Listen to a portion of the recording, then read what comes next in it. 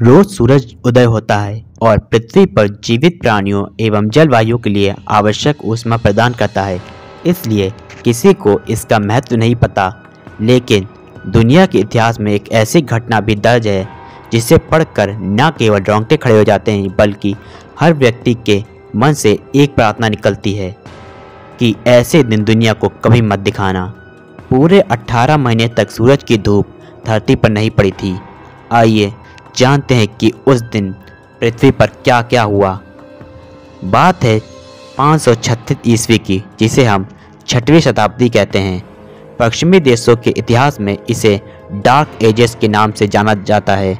Europe, middle east और Asia के कुछ हिस्सों में अचानक सूर्य की गर्मा गर्म किरणें आना बंद हो गईं।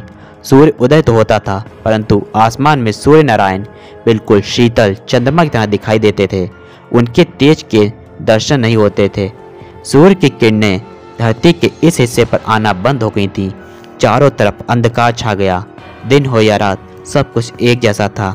यह क्रम 1-2 दिन या हफ्ते नहीं, बल्कि पूरे 18 महीने तक चला। नतीजा, वनस्पति नष्ट हो गई, ऑक्सीजन की कमी होने लगी, ठंड का प्रकोप बढ़ने लगा, खेतों में फसलें नष्ट हो गईं, बीजों में से अंकुरण बंद हो गया। चारों तरफ भूखमरी के हालात थे। लोग भूख से तड़पते हुए मरने लगे। दुनिया में कोई नहीं जानता था कि ऐसा क्यों हो रहा है।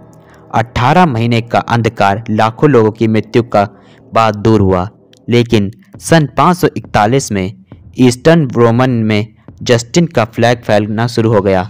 यह महामारी इसलिए फैली क्योंकि धूप न मिलने की वजह से लोगों में विटामिन डी की कमी हो गई थी। यह महामारी इतनी भयानक थी कि इसमें वहाँ के 30% से अधिक जनता की मृत्यु हो गई। जैसे नगर निगम की गाड़ियाँ कचरा उठाने आती हैं, वैसे ही उन दिनों कचरा गाड़ियों में मरे हुए लोगों के शवों को भर भर कर ले जाकर समुद्र में फेंका जा रहा था। इस आपदा से सामान्य होने में यूरोप को पूरे 100 वर्ष लगे।